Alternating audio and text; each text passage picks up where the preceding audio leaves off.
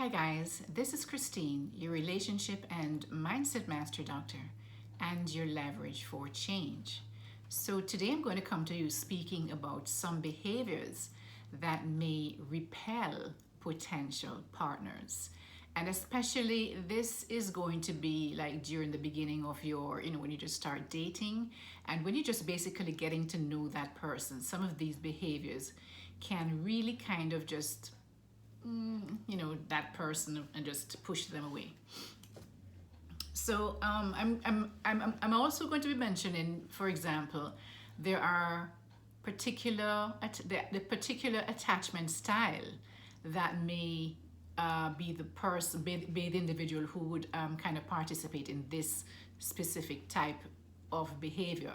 Now, there are going to be different behaviors, so I'll just kind of mention the attachment style that's most likely to do that kind of behavior when I mention it. All right, so the first one is playing games. Right, we hear all these things about people playing games when they start a relationship, right? And what happens is that this can happen with both the dismissive as well as the anxious, but they happen for different reasons, right?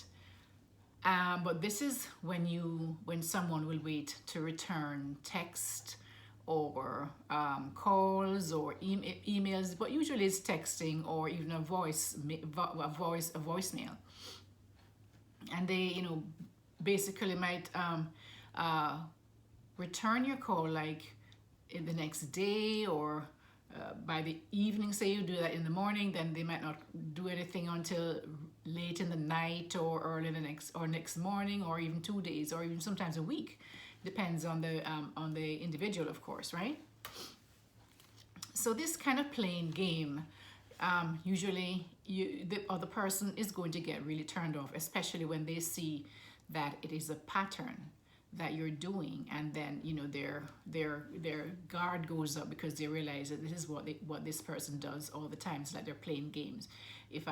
Or they may be also following a pattern of both of you are playing games. Now one person didn't respond the same day, but they respond maybe 2 days later, and so the other person waits 2 days later to respond, which is playing games. That's basically what it is, playing games, right? If you find that this is not going to be something that you can put up with, then that is a time that you just stop communicating with this person, because if they're going to start the relationship out that way, it probably is not going to be not a good fit for you if you're not that type of a person to play games. Now, I mentioned earlier that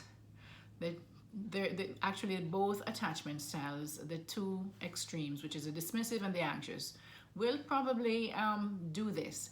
The anxious will do it more out of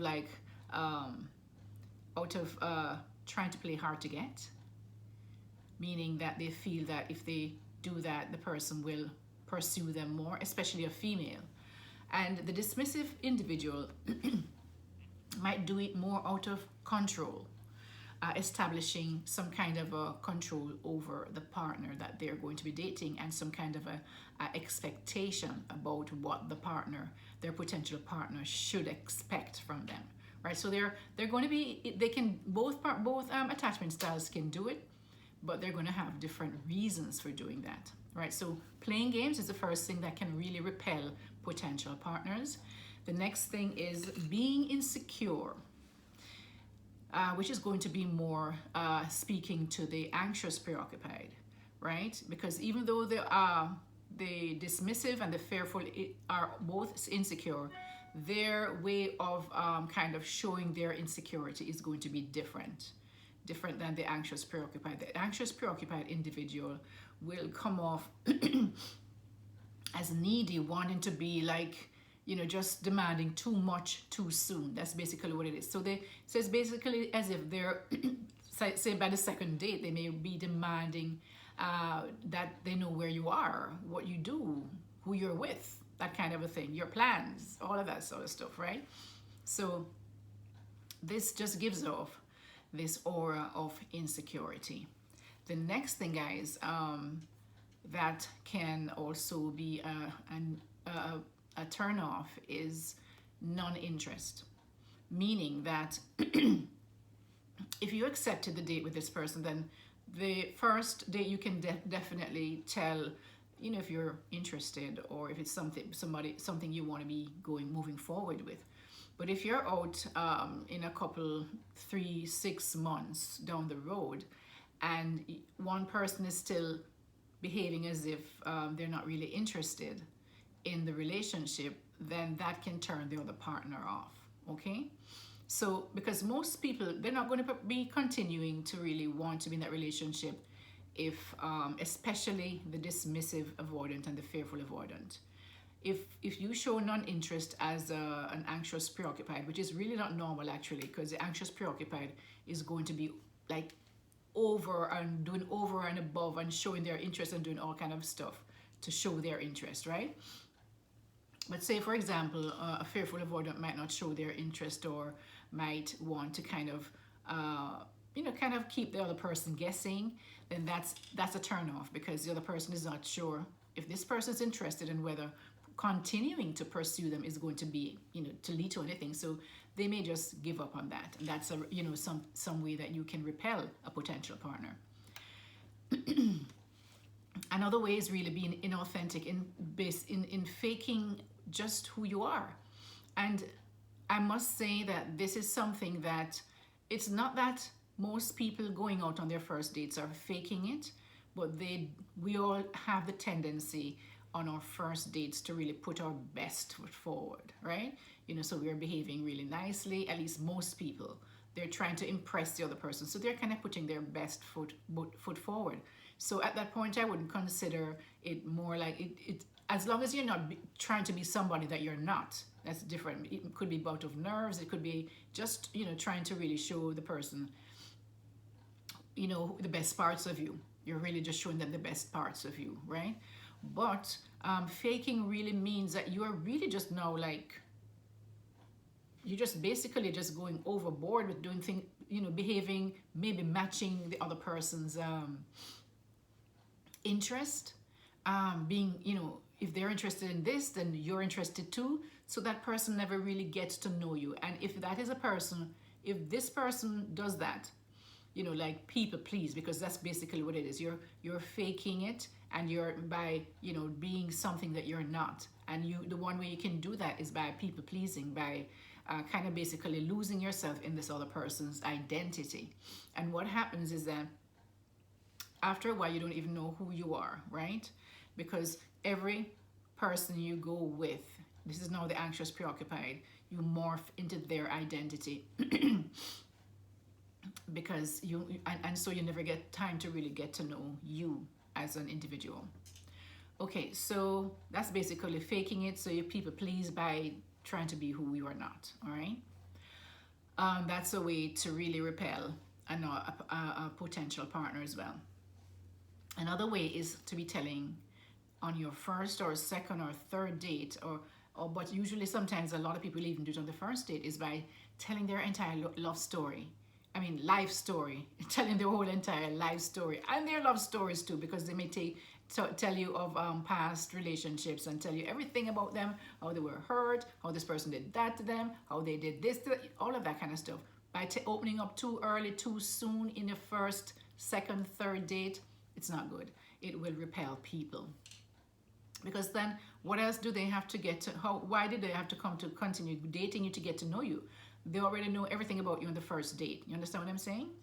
And this is usually done by the anxious preoccupied, is the one who's going to talk a lot and really want to open up and be, that's a person who will do that. You will find that the person who is a dismissive or fearful will not be as talkative, especially the dismissive. The fearful might, depending on the person that they're with, because as you may have remembered, the fearful attachment style has both the dismissive and the anxious. And depending on the partner that they're with, so if they're dating somebody who looks more dismissive, they're going to be more anxious and really just kind of open up everything and tell their whole life story in one date. Whereas if they're with somebody who is anxious, dating somebody who looks anxious, gives off those vibes, they're going to be more laid back and have this wall up, right? Very cold, kind of distant kind of feeling, right?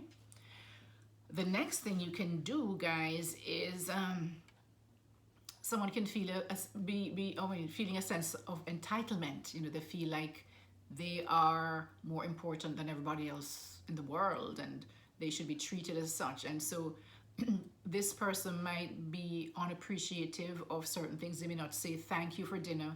If it's a female and the male paid for the dinner and you don't say thank you at the end of the date, and you kind of just expect it, and they open the door for you and you don't even say thank you, and going forward they do things for you and you never say thank you, or you don't show any kind of appreciation, just like you just expect that they should do it, that can turn people off. Okay.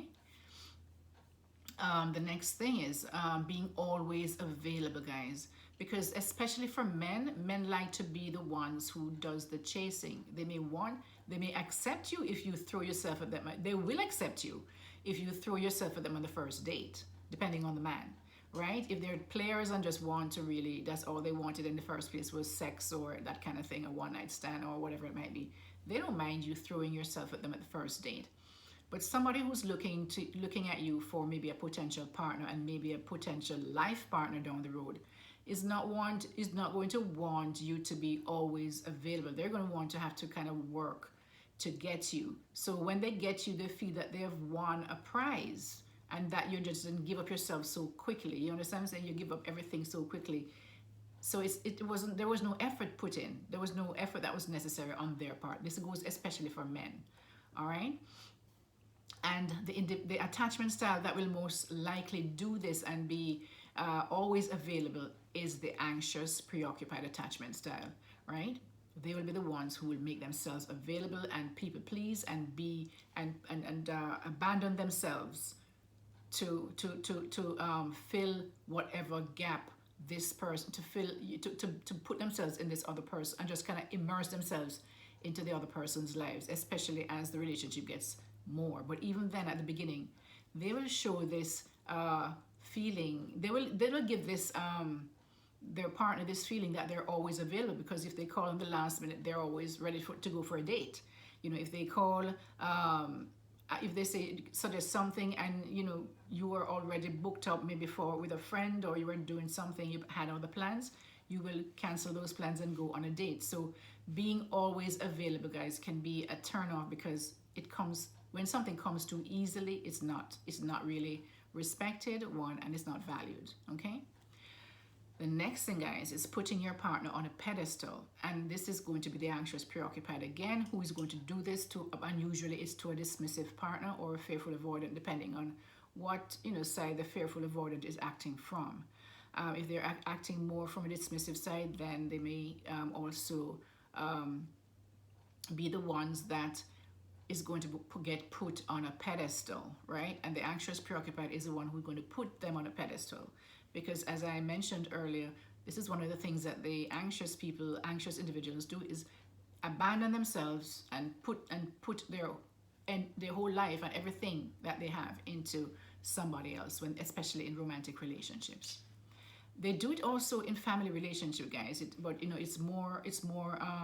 You can see it more really directly related to romantic or intimate relationships. The next thing is what can turn somebody off is when you are critical and dismissive. You may be using insults as disguised as jokes, right? Or sarcasm. Or there's this general belief that you may give off that this person is incapable of doing anything right. And guys, this, especially for men, is very emasculating. And so that is a turn off for men especially. And this critical attitude and dismissive attitude can come a lot from somebody, especially who is a dismissive avoidant, right? Or even a fearful avoidant. This can happen, and it can even happen with the anxious, preoccupied too, depending on on other things in the relationship, right? But sometimes when the anxious person does it, it's more out of a kind of almost like a jab at the person, because maybe they perceive that the person did something to them to hurt them, or maybe they perceive that they did not act in a certain way that they expected the other person to. So this can be really a turn off, guys. The next thing is moving too fast in a relationship. And I've always said, guys, to, really just slow down a relationship. And this goes especially for the anxious preoccupied, because the anxious preoccupied is more likely to want kind of like an instant relationship. You meet this person and all of a sudden, you start making wedding plans, and you start visualizing what your kids are going to look like. You look at, all of that, right? Because this is the anxiety that the anxious preoccupied individual has around relationships, but this can be a real turn off for anybody that you're going to be dating. Okay. Sometimes, guys, individuals, especially females, I've heard and seen, and will want to leave their personal items. Say they go to somebody's home, the male partner's home, they will leave items at their home to see, and so next time it's almost like a test to see if the person will put it away, and then they start thinking maybe this person is seeing other individuals. But first of all, you shouldn't be in somebody's home so early, meaning that sleeping over or doing all that kind of stuff so early in a relationship.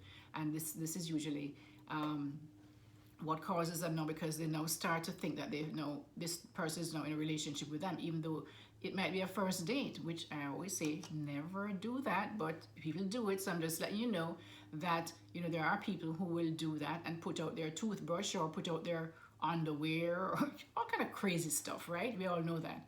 And they will do all these things so in case somebody else comes, they know, the other female will know that somebody else there is, or somebody else. It's so childish. Don't do that, guys. Don't do that. But it can be one of those things that turn off your potential partner. When somebody calls you, you just start dating, and they start calling you baby and sweetheart and endearing terms and a lot of touchy feeling thing happening in the first place, that can be a turn off for people who they're not looking to bed you at the first time. They're really looking for a relationship. So what they're thinking is that if you do this to me, you do this to every other man or every other woman, right? So when you do that, that is what that person end up thinking. So this can be a real turn off, guys. No, I have to watch that, because I actually call people baby, women, men, everybody. Not men, really, more women. A baby, hi honey, or whatever it might be, all the time. But I believe I'd be much more careful if I were to be on a date with somebody. I wouldn't be calling them baby, before it's something that it's a committed relationship. So the next thing that people can repel your potential partner is being very self-centered. And that kind of goes back to this feeling of being like you're all that, like you're, where is that? The feeling of entitlement, right? So that goes back to that can be put together. That feeling of entitlement or being very self-centered, it really means that you're selfish. And if you can only think about yourself and everything is all about you, then that can be a big turn off. It would be for me. The next thing would be there's always some kind of competition. This person, everything, you might say something and then they have to one up you to say, okay, so I live here. They have to one up you and tell you, oh, I used to live at this place, and so it's better than where you are living now. Or I do this, or I have this degree. They have to, oh, but I have this. So it always comes back to them, and so it's always about them and being self-centered, right? And trying to always competing. It's like a competition.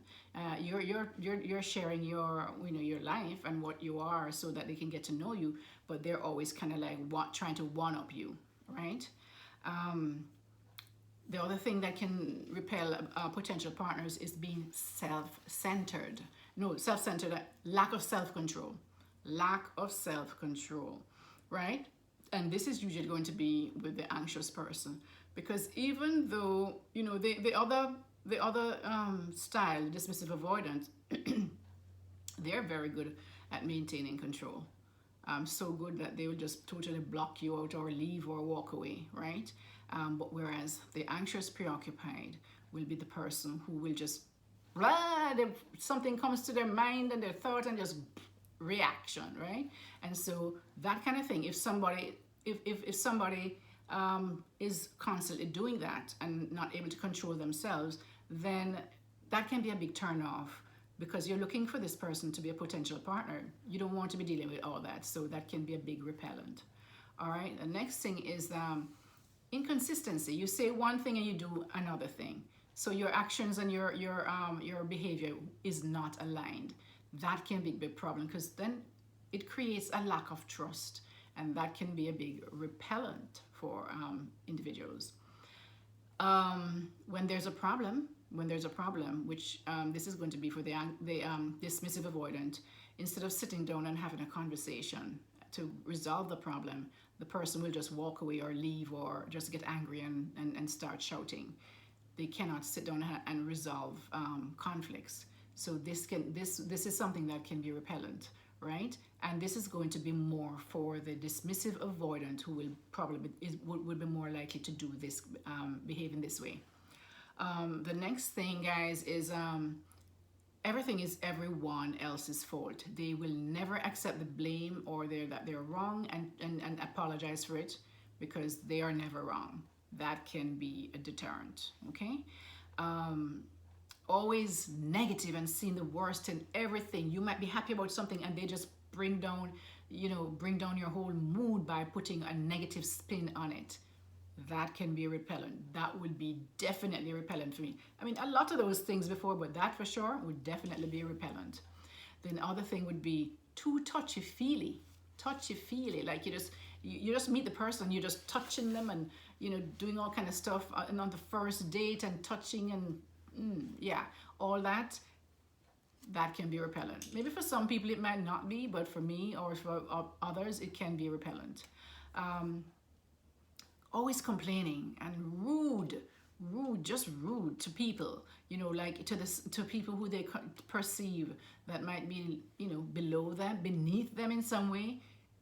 That will be a repellent. All right, unless the other person is just like you. The next thing would be being too materialistic. I mean, everything is about money,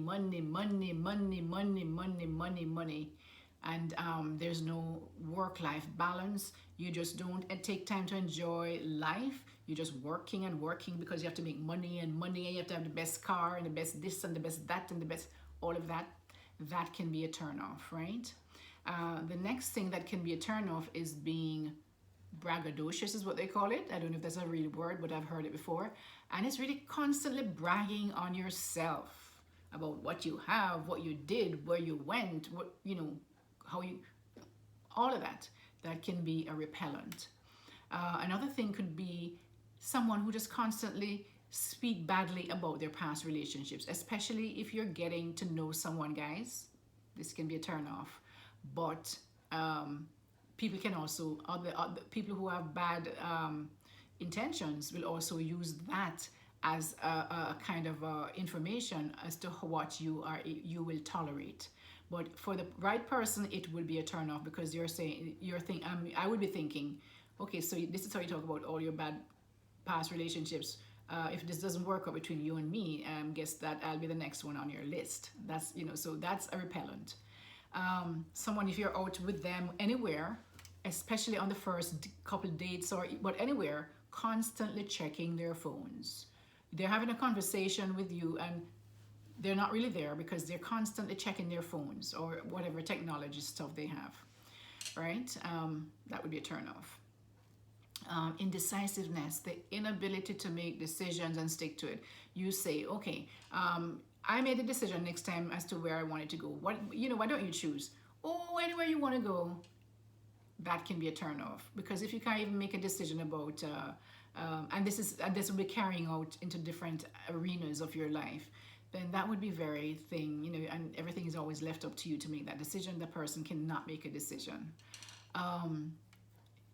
They may call this the next thing would be like an instant love, like almost like you just met the person and in a couple days you're telling them that you're in love with them. That can be a turn off, right? The next thing is when you're getting to meet the person, it's almost like you're in being interrogated. So they just sit there and they just ask you one thing after the other, after the other, like you're in an interrogation room. That can be a turn off, guys. When the person that you are looking to, date or to become a part, you like, does not have any goals. They seem very comfortable where they're at. And it's not that they're really at the peak of anything. They're just like barely making it through, but they don't feel like they want to do anything differently. They have no goals for their future. And they just have no goals. They're just there, sitting there, chilling for the rest of their life. That's where they'll be. Nah. So that can be a turn off. The next thing, guys, would be somebody who's always talking about their exes, comparing you to their exes or something like that. Turn off. Big turn off. The next thing would be being flirtatious. And this is something that a lot of the anxious, preoccupied will do, but it's more like a revenge act if they did something, if they perceive their partner did something, especially later in the relationship.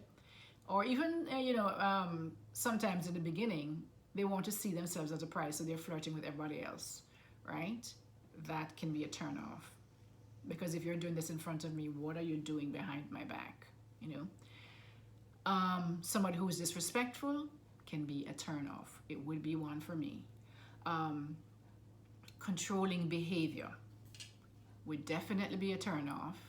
So, trying to dictate what you should wear, what you should eat, how you should act, all that kind of stuff, where you should go, when you should go, all of that. So guys, these are just a few. It's actually about over 30 things, and I know this video is a bit long, but these are the things that I want you to pay attention to when you're in a relationship, and that you don't do, because these are things that can be a turn off to a potential partner. All right, guys, please check out my I am currently doing coaching, video coaching, so video consulting. So if you have problems, something that's specific that you need help with, look in the description below. You can connect with me, and you send a video, I send you a Stripe link. You pay for the video consult. I send you back the response, and that's it pretty much, right? So check that out, and please like, share, and subscribe to my channel. That really helps me to continue to build and to make more content for you that you can use to really improve your life. All right, this is Christine, your relationship and mindset master doctor, and your leverage for change. Take care, guys, and keep growing. Bye-bye.